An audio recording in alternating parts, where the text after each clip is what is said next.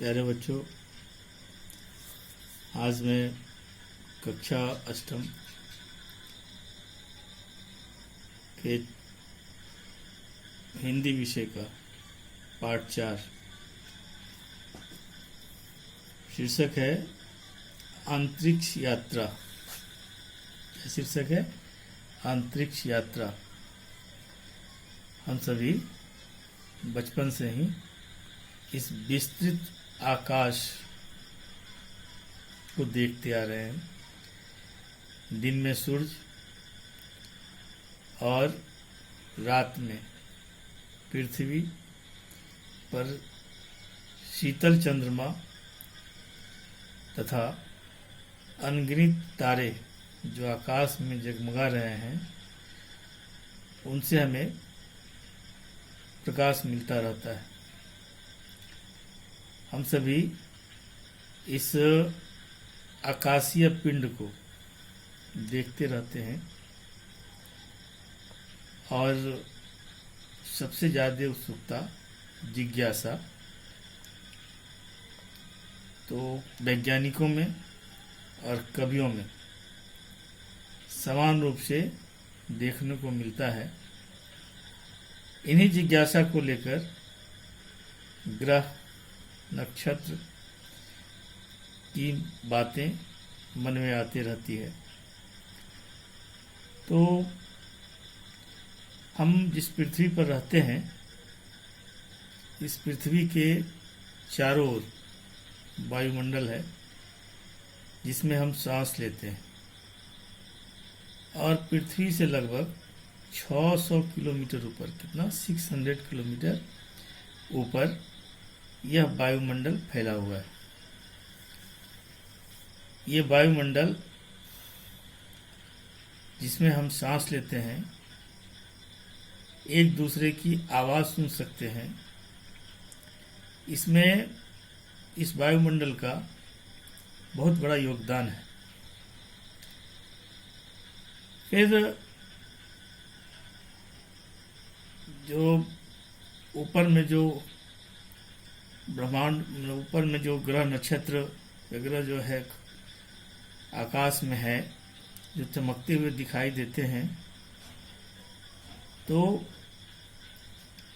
ये अपेक्षाकृत जो छोटे दिखते हैं वो छोटे हैं नहीं, वो बहुत बड़े हैं।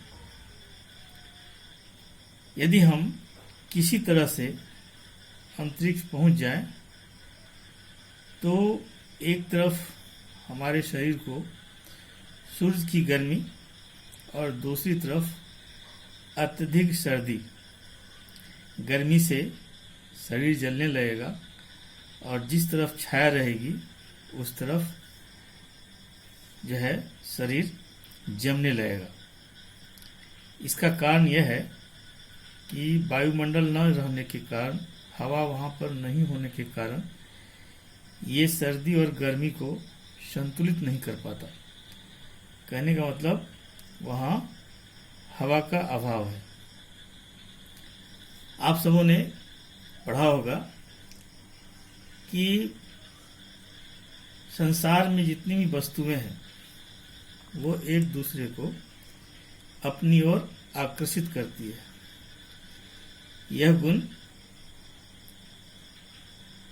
पृथ्वी में भी है, जिसे हम गुरुत्वाकर्षण कहते हैं, जिस कारण से पृथ्वी से ऊपर फेंकी जाने वाली वस्तुएं नीचे की ओर इसी गुरुत्वाकर्षण के कारण पृथ्वी पर लौट आती है।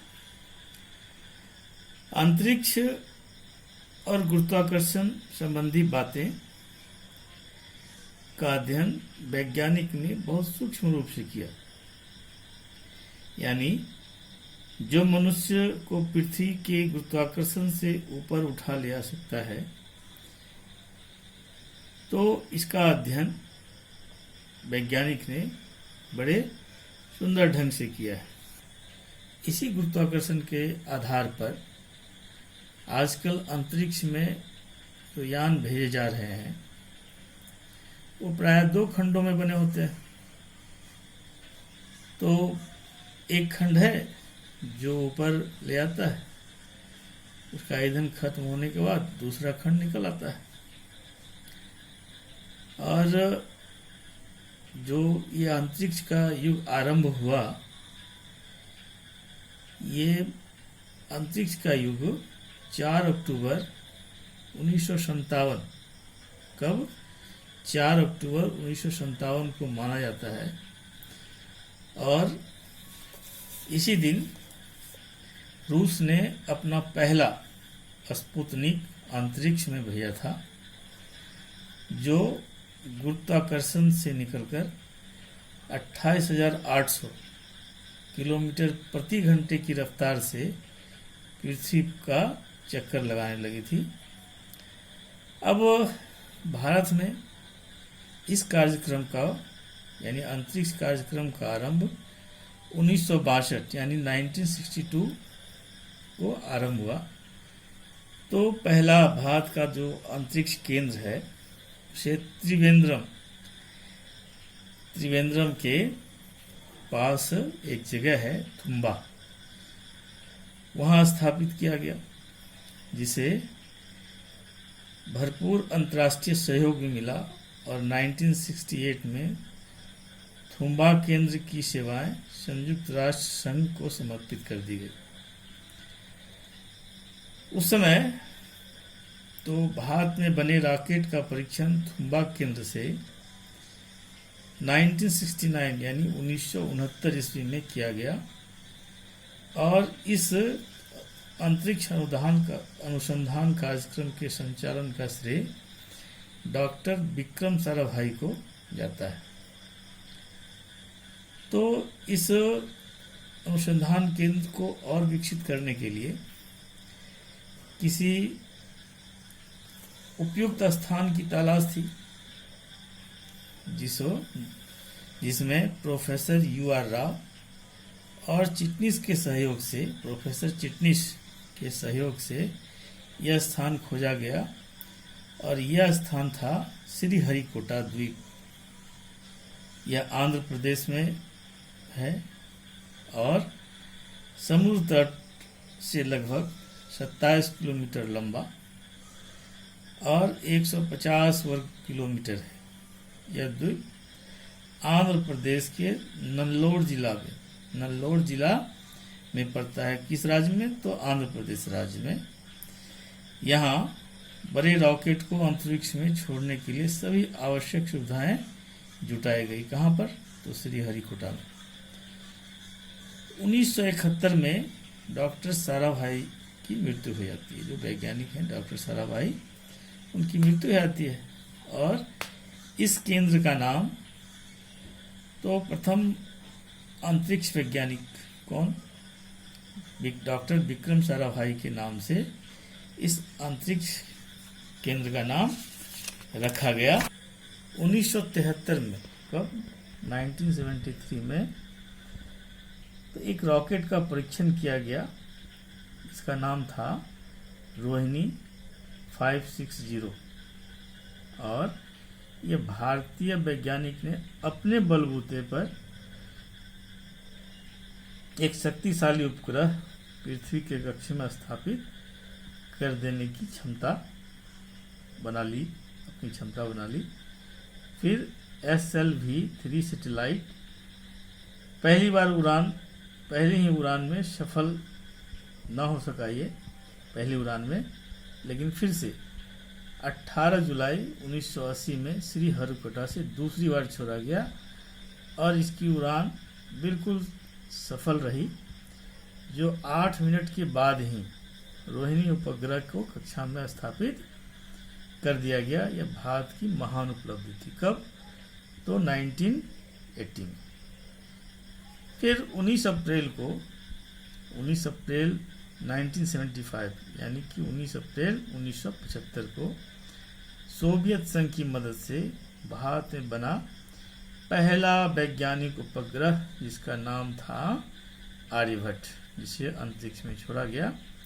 इसके बाद भास्कर 1, भास्कर 2 नामक उपग्रह बनाए गए और इन्हें भी सोवियत रॉकेट से अंतरिक्ष में छोड़ा गया। हमारे वैज्ञानिक ने एप्पल नामक एक संचार उपग्रह भी बनाया। इसे 36,000 किलोमीटर ऊपर की भू स्थित कक्षा में स्थापित किया गया। इसके बाद अंतरिक्ष में अनेक परीक्षण किए गए और रूसी वैज्ञानिक के साथ अंतरिक्ष में भ्रमण करने वाले श्री राकेश शर्मा भारत के प्रथम भारतीय नागरिक बने। इससे हमारे वैज्ञानिक का उत्साह बहुत बढ़ा और वे शक्तिशाली रॉकेट तैयार करने के प्रयास में जुटे। श्री हरिकोटा अब भारत के अंतरिक्ष अनुसंधान का प्रमुख केंद्र बन गया। अभी भी भारत उत्तरोत्तर अंतरिक्ष में विकास करता जा रहा है। इस पर हमें गर्व होनी चाहिए। अब कुछ इस पाठ में वो शब्दार्थ हैं, प्रश्नोत्तर भी है, तो मैंने इसे पढ़ा दिया। बार बार इसको सुनिए और ये PDF भी आपको भेज रहा हूँ। इसे देखकर इसका जो है प्रश्नोत्तर आप लिख लेंगे अपनी कॉपी में। 25 तारीख को फिर परीक्षा है, उसका भी प्रश्न तैयार कर रहा हूँ, जो 25 तारीख को ही आपको कितने बजे परीक्षा है, जो समय निर्धारित है परीक्षा का, उस समय आपको मिल जाएगा। धन्यवाद।